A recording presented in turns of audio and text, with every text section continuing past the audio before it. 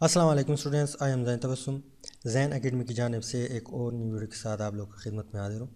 इंशाल्लाह इस वीडियो में हम डिस्कस करेंगे कि एवेपोरेशन क्या है, इसके अलावा एवेपोरेशन किस तरह होता है, इसके अलावा क्यों होता है, इसके अलावा इसकी जो इफ़ेक्ट है वो भी साथ साथ डिस्कस करेंगे। मतलब ये कि एवेपोरेशन पे जो चीज़ इफ़ेक्ट डालता है, जो पड़ता है इसके ऊपर, वो भी डिस्कस करेंगे। तो स्टार्ट करने से पहले अगर आप लोगों ने जैन एकेडमी चैनल को सब्सक्राइब नहीं किया तो सबसे पहले चैनल को सब्सक्राइब करें और साथ वाले बेल आइकन को भी लाजमी प्रेस करें ताकि आप लोगों को हर आने वाली नई वीडियो की अपडेट जो है वो मिल सके। तो बात स्टार्ट करते हैं एवापोरेशन से। एवापोरेशन सिंपल बात है कि लिक्विड जो है वो कन्वर्ट होना किस चीज़ में, गैस में। मतलब ये है कि एक स्टेट से, लिक्विड स्टेट से जो है कन्वर्ट होना गैस स्टेट में, इसको हम क्या कहते हैं, एवापोरेशन कहते हैं।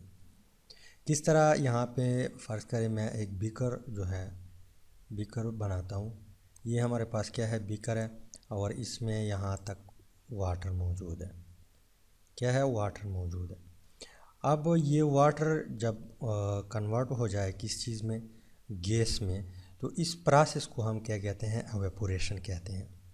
लेकिन यहाँ पे आप लोगों ने माइंड में ये बात रखनी है, कुछ स्टूडेंट यहाँ पे कंफ्यूज होते हैं।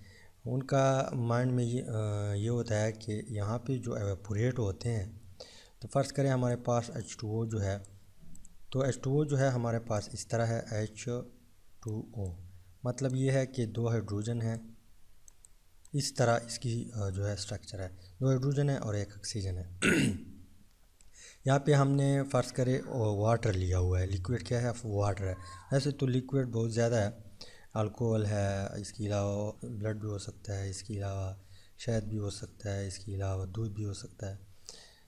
तो यहाँ पे हमने क्या लिया, वाटर लिया है। तो यहाँ पे जो वाटर जिस तरह लिक्विड फॉर्म में इसकी स्ट्रक्चर है, जब गैस में कन्वर्ट होगा तो यही स्ट्रक्चर इसकी होगी, इसमें चेंजिंग नहीं आएगा। इस तरह नहीं होगा कि हाइड्रोजन जो है अलग ऊपर जाएगा, ऑक्सीजन जो है इसकी ये अलग ऊपर जाएगा। तो यहाँ पे कुछ स्टूडेंट कंफ्यूज होते हैं। तो एवेपोरेशन हमारे पास क्या है, एवेपोरेशन सिंपली डिफिनीशन इस तरह है कि the conversion of liquid state into gas state is called evaporation. इसके अलावा एक और बात जो है वो भी आप लोगों ने माइंड में रखनी है कि एवेपोरेशन हर टेम्परेचर पे पॉसिबल है। मतलब ये है कि लिक्विड गैस में कन्वर्ट होना हर टेम्परेचर पे पॉसिबल है, लेकिन अगर आप टेम्परेचर ज़्यादा करेंगे तो एवेपोरेशन जो है वो ज़्यादा होगा, वो हम बाद में डिस्कस करेंगे। लेकिन यहाँ पे जो दूसरा क्वेश्चन आ रहा है कि एवेपोरेशन होता किस तरह है और क्यों होता है, होता किस तरह है और क्यों होता है। यहाँ पे हमारे पास फ़र्ज़ करें ये वाटर के मॉलिक्यूल है, क्या है, वाटर के मॉलिक्यूल है। यहाँ पर भी है, यहाँ पर भी है, यहाँ पर भी है। अब हमने पढ़ा था, अगर आप लोगों को याद हो, कि लिक्विड फॉर्म में जो है मॉलिक्यूल की बीच इंटर मॉलिक्यूलर स्पेस होता है। जब इंटर मॉलिक्यूलर स्पेस होगा तो इसका मतलब ये है कि इसकी काइनेटिक एनर्जी भी होगी। क्या होगी, काइनेटिक एनर्जी भी होगी।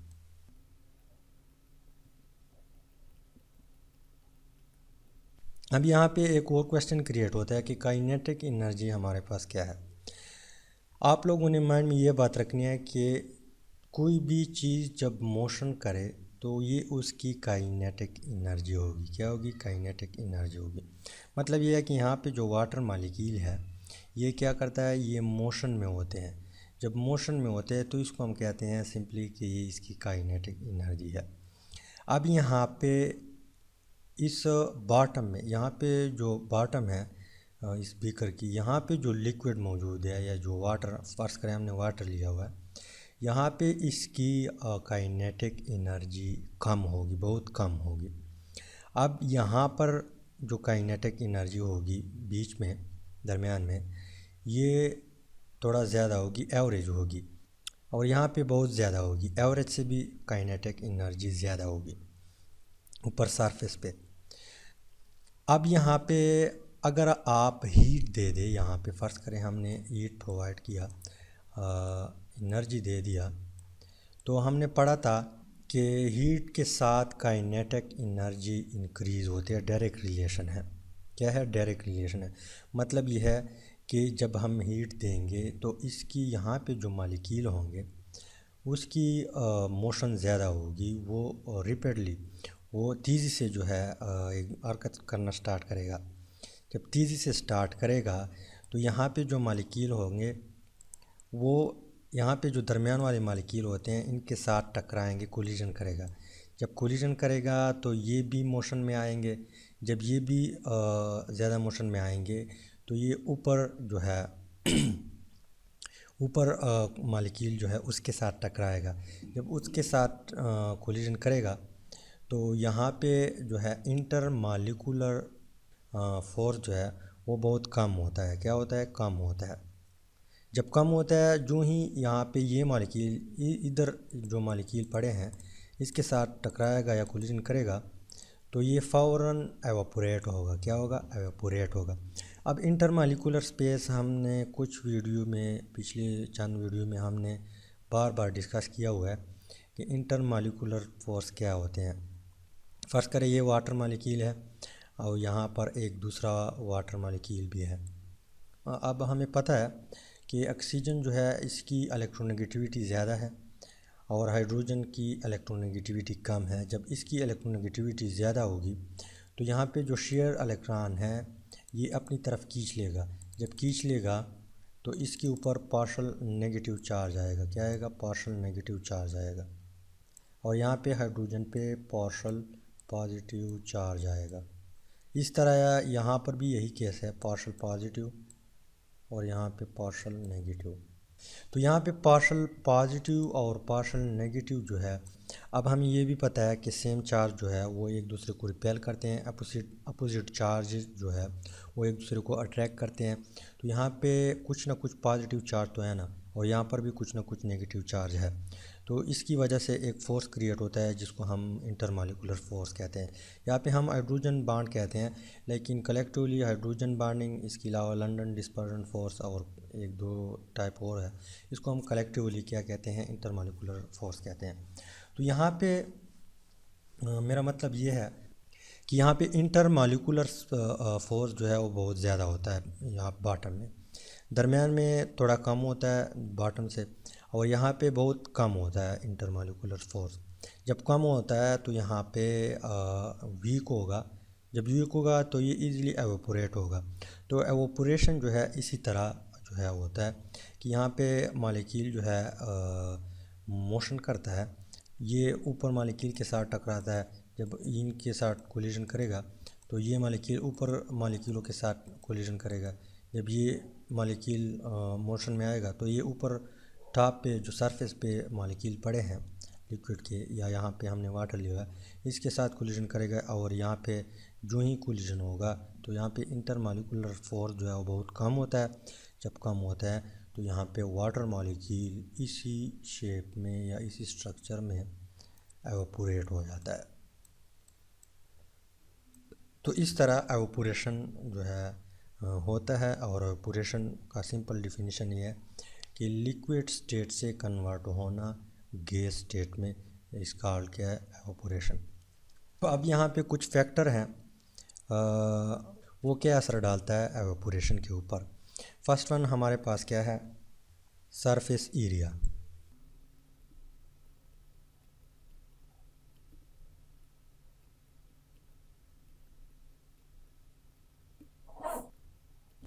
अब सरफेस एरिया जो है एवापोरेशन के साथ इसकी डायरेक्ट रिलेशन है।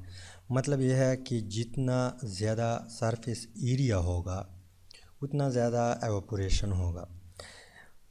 क्यों होगा? क्योंकि हमें मालूम है कि एवापोरेशन जो होता है वो सरफेस पे जो मॉलिक्यूल होते हैं वो एवापोरेट होते हैं। फर्स्ट करें हमारे पास एक बीकर है, वो इतना है, यहाँ पे लिक्विड पड़ा हुआ है, तो यहाँ पे कितना सरफेस है? इतना सरफेस है। यहाँ पे आप लोग देख लें, इतना सरफेस है। यहाँ पे वाटर के या लिक्विड के मॉलिक्यूल यहाँ पे टॉप पे है, पड़े हुए हैं। तो ये बहुत ज़्यादा एरिया है। अब एक दूसरा बीकर है, वो इतना है, तो यहाँ पे ज़ाहिर सी बात है कि एवोपोरेशन यहाँ पे ज़्यादा होगा। क्या होगा? एवोपोरेशन यहाँ पे ज़्यादा होगा। तो सरफेस जो है वो एवोपोरेशन से इसकी डायरेक्ट रिलेशन है। मतलब ये जितना ज़्यादा एरिया होगा उतना ज़्यादा जो है एवोपोरेशन होगा। जो नेक्स्ट वन इफ़ेक्ट है वो क्या है? टेम्परेचर है। क्या है? टेम्परेचर।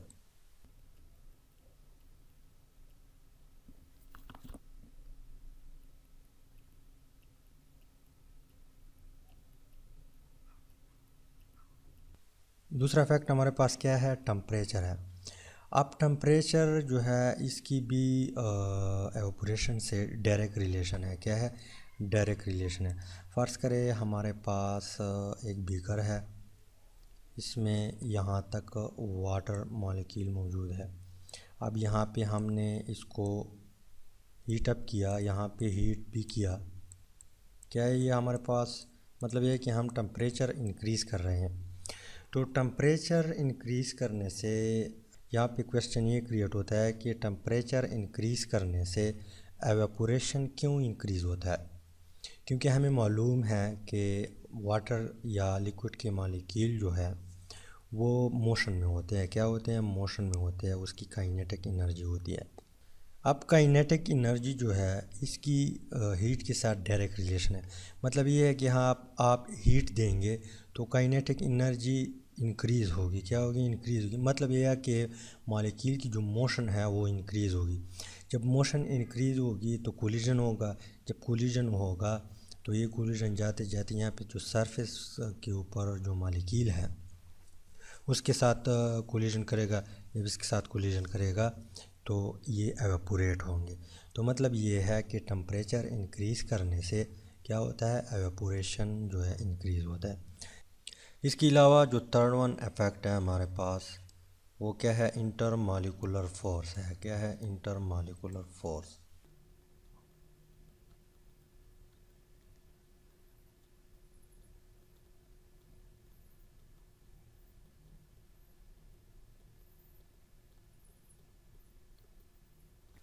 अब इंटरमॉलिक्यूलर फोर्स जो है वो क्या है हमारे पास? इंटरमॉलिक्यूलर फोर्स हम उस फोर्स को कहते हैं जब दो मॉलिक्यूल एक दूसरे को अट्रैक्ट करे। क्या करे? अट्रैक्ट करे। किस तरह? फ़र्ज़ करें हमारे पास एक बीकर है। ये एक बीकर है, यहाँ पे लिक्विड मौजूद है, इस एरिया तक लिक्विड मौजूद है। अब यहाँ पे मिलियन ऑफ लिक्विड मॉलिक्यूल होंगे। फ़र्ज़ करें ये मॉलिक्यूल, एक ये मॉलिक्यूल है और एक ये मॉलिक्यूल है। अब इनके बीच अगर वीक फोर्स ऑफ अट्रैक्शन हो, वीक हो या स्ट्रांग हो, तो इस फोर्स को हम क्या कहते हैं? इंटरमॉलिक्यूलर फोर्स कहते हैं। क्या कहते हैं? इंटरमॉलिक्यूलर फोर्स कहते हैं। ये नेक्स्ट चैप्टर जो पिछला चैप्टर है उसमें हमने ऑलरेडी डिस्कस किया हुआ है कि इंटरमॉलिक्यूलर फोर्स क्या है। तो सिंपली यहाँ पे इंटरमॉलिक्यूलर फोर्स आप लोगों ने माइंड में ये बात रखनी है कि जब दो मॉलिक्यूल के बीच वीक फोर्स ऑफ अट्रैक्शन हो, हाइड्रोजन बॉन्डिंग हो या डाइपोल डाइपोल इंटरेक्शन हो, तो इस चीज़ को हम इंटरमॉलिक्यूलर फोर्स कहते हैं। अब ऐसा लिक्विड जिसमें जो मॉलिक्यूल है, फ़र्ज़ करें ये हमारे पास एक लिक्विड है, अगर इस लिक्विड की मॉलिक्यूल के बीच इंटरमॉलिक्यूलर फोर्स ज़्यादा हो, क्या हो? इंटरमॉलिक्यूलर फोर्स जो है वो ज़्यादा हो, तो एवेपोरेशन जो है इस लिक्विड की वो कम होगी। क्या होगी? एवेपोरेशन इस लिक्विड की कम होगी। अगर इंटरमॉलिक्यूलर फोर्स कम हो, मतलब एक बीकर है, फ़र्ज़ करें हमने एक दूसरा लिक्विड यहाँ पे डाल दिया। फ़र्ज़ करें आप पहले वाटर थी, अब यहाँ पे हमने अल्कोहल डाल दिया। तो यहाँ पे जो इंटरमॉलिक्यूलर फोर्स है अगर वो मॉलिक्यूल की बीच वीक है तो एवेपोरेशन क्या होगी? इस लिक्विड की ज़्यादा होगी। क्या होगी? इस लिक्विड की ज़्यादा होगी।